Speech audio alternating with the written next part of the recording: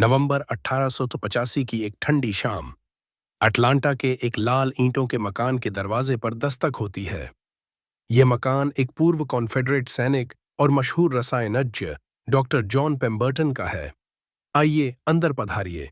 Pemberton, जो 50 के दशक में हैं, अपने मरीज को बैठने का इशारा करते हैं। मरीज की दाढ़ी पेड़ों से लटकती स्पेनिश काई की तरह झूल रही है। पेम्बर्टन पूछते हैं, क्या तकलीफ है आपको? मरीज, सर दर्द है, गला खराब है और सीना जल रहा है।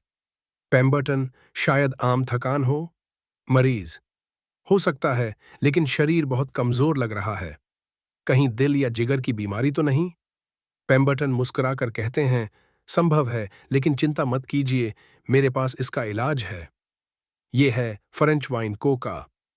इसमें शराब की खूबियां और बोलिविया के कोका पौधे की औषधीय शक्ति दोनों मौजूद हैं। ये लगभग एक तिहाई लाइन कोकीन पर आधारित था और नशे की लत जैसा कोई कारोबार और तेजी से नहीं बढ़ाता। इसका विज्ञापन यौन शक्ति बढ़ाने वाला और हर बीमारी का इलाज के रूप में किया जाता।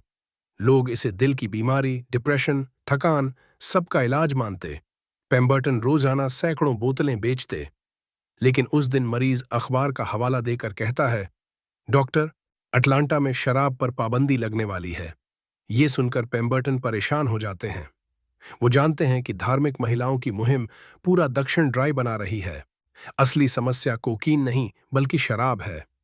पेम्बर्टन तहखाने में उतरते हैं, जहां कोका के डिब्बे भरे पड़े हैं। अब उन्हें तुरंत शराब के बिना नई दवा बनानी होगी। लेकिन उनकी अपनी बीमारियां और मॉर्फिन की लत उन्हें कमजोर बना रही थी। दिसंबर 1885, पेम्बर्टन एक पीतल के बर्तन में शरबत उबाल रहे हैं। वो इसमें कोका की पत्तियां और कोला नट्स डालते हैं। स्वाद कड़वा लगता है तो एक बड़ा थैला चीनी डाल देते हैं। फिर संतरे, नींबू, दालचीनी और जायफल के तेल, साथ ही सिट्रिक एसिड और आखिर में भूरा कैरमल कलर। इसी दौरान दरवाजे पर दस्तक होती है। एक मोटा सा आदमी अंदर आता है। फ्रैंक रॉबिन्सन, जो विज्ञापन का माहिर है, वो कहता है, डॉक्टर साहब, मैं आपकी दवा बेचने में मदद कर सकता हूं। पेम्बर्टन उसे अपनी नई टेम्परेंस ड्रिंक चखने को देते हैं। रॉबिन्सन खुश होकर कहता है, कमाल है, सिर्फ विज्ञापन ही नहीं, मैं आपका पार्टनर भी बनना चाहता हूं। नाम सोचना बाकी था। रॉबिन्सन सुझाव देता है, इसमें कोका भी है और कोला भी, क्यों ना नाम रखें कोका कोला। शुरुआत में सब अच्छा चलता है, लेकिन पेम्बर्टन की पुरानी जंग की चोट उन्हें मॉर्फिन का आदी बना देती है। वो बिस्तर से उठ नहीं पाते, कारोबार रुक जाता है और वो पैसों की खातिर अपनी ईजाद के हिस्से दूसरों को बेचने लगते हैं। रॉबिन्सन दिल टूटकर एक और व्यापारी आसा कैंडलर से संपर्क करता है। कैंडलर खुद सर दर्द का मरीज है। वो कोका कोला आजमा कर हैरान होता है कि सचमुच दर्द गायब हो जाता है। वो तुरंत हिस्से खरीदकर आखिरकार पूरा ब्रांड अपने नाम कर लेता है। कुछ हफ्तों बाद पेम्बर्टन 57 साल की उम्र में चल बसते हैं। कैंडलर तुरंत फॉर्मूला बदलता है। ज्यादा चीनी, कोकीन कम कर देता है, स्वाद वही रखता है, रॉबिन्सन को फिर से मार्केटिंग प्रमुख बना देता है। नारा सिर्फ 5 शब्दों का था, drink Coca Cola, delicious and refreshing.